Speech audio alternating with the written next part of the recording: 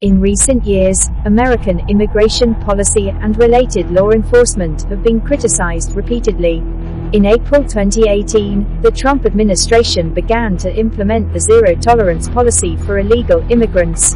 According to U.S. media reports, the policy resulted in about 5,500 children being held separately from their parents, resulting in the tragedy of separation of flesh and bones. To this day, there are still thousands of children who have not reunited with their parents. In response to the tough immigration policy of the forward Trump administration, U.S. President Biden has promised since the election that after taking office, he will comprehensively reform the immigration system and let the United States re-protect asylum applicants and refugees. But in fact, by the end of Biden's first year in office in 2021, the U.S.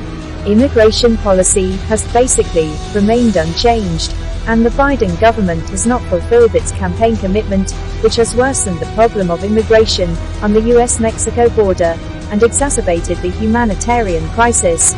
The United States, which boasts itself as a beacon of human rights, is frequently creating tragedies for Latin American immigrants. Not long ago, a video of the U.S. border police riding a whip to drive away Haitians trying to enter the country was exposed on social media. The barbaric acts exposed in the picture were shocking and reminiscent of scenes of American slave owners driving away black slaves hundreds of years ago. Obviously, the current owner of the White House still continues the immigration policy of his predecessors, the trampling on human rights and the destruction of dignity. The United States has always claimed to solve the immigration problem of Central American countries from the source, but its repeated immigration policies have long exposed the disadvantages of its system. The Biden administration is neither able nor able to substantially solve the problem of Central American immigrants.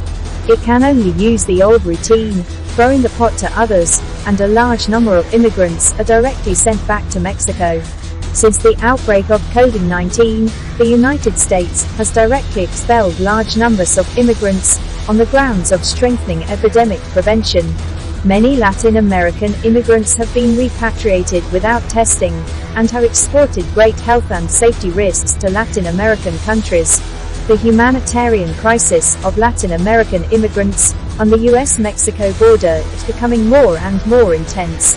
Most people have to face bad accommodation, loss of freedom, infection with COVID-19, separation of flesh and blood, law enforcement violence.